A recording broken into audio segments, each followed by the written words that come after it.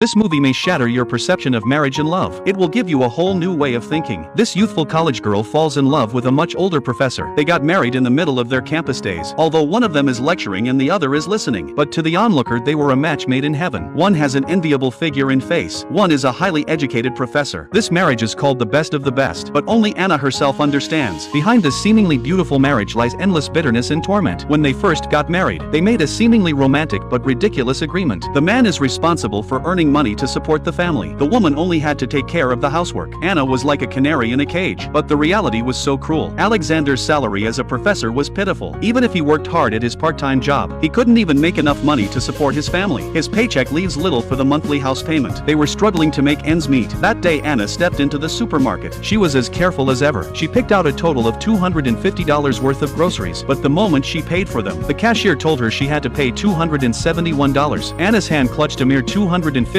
in his pocket. She couldn't afford a penny more. The stares of the people in line behind her were like sharp needles in her back. Anna's face instantly turned red, but she was still trying to maintain her dignity. But the gap of only $21 was like an unbridgeable gap. She had no choice but to return her favorite cupcakes. The cashier looked at Anna with disdain and told her in a cold tone to put the cake back where it belonged. Anna had no choice but to pick up the cake and walk to the far shelf. She walked out of the supermarket in a state of despair. She could never have imagined that the gears of fate would begin to turn. Just when she was full of sorrow, a luxury car sped by and splashed her with dirty water. It made her look even more wretched. The owner of the car rushed out and apologized. He promised to pay for Anna's clothes, but he didn't have any cash on him at the moment. He asked Anna to get in the car and go with him to get the money, but Anna's pent-up emotions came out like a flood. She didn't accept the car owner's apology. She blamed the owner of the car for all the grievances she had suffered in the supermarket and the misery of living on a shoestring. She shouted at the top of her lungs without any regard for her image. When she was done, Anna turned around and left, leaving the owner of the car stunned and frozen in place. Neither of them could have imagined their destinies were about to be turned upside down by each other's presence. Anna had just returned home. She read in the newspaper about the earthquake in her hometown. In the face of his wife's anxiety, Alexander did not care about his wife's anxiety. He didn't care if his mother-in-law lived or died. All he cared about was the house, because Alexander had forgotten to pay the mortgage on time. The bank was about to foreclose on their house. It was his own carelessness, but he's so arrogant as to blame Anna for everything. In the face of her husband's cruelty, Anna felt disheartened. She couldn't find any warmth or hope in her husband. She was ashamed of herself for not being able to support the family. Tears came to her eyes. Seeing her crying, the husband realized that he had gone too far. He kissed his wife on the cheek. You think he's trying to comfort her, but in fact he was just trying to satisfy his own desires. That day Alexander entrusted Anna with an important task, asked her to cover for him at a party the bank was hosting. Alexander had worked as a translator for the bank a few times. That's why the organizers of the party asked him to translate again. Alexander was convinced that if he could seize this rare opportunity to make a good relationship with the bank's executives, the bank was likely to extend their repayment period. That's why he decided to send his beautiful wife to the party in his place. Anna agreed with her husband for the sake of the family. Then she went to the bank building alone. Today her task was to translate for the chairman of the committee. She thought to herself that if there was a suitable opportunity she must ask the senior management to forgive their repayment time. This would be a great contribution to the family. The moment Anna saw the committee chairman with her own eyes, she was dumbfounded on the spot. The chairman of the committee was the owner of the car she scolded yesterday. Anna stood there with her mind in turmoil. She was filled with remorse and embarrassment for her behavior yesterday, but for the sake of her beloved husband and family, she tried to calm herself down. The man's name was Sergey, and his eyes were instantly fixed on Anna.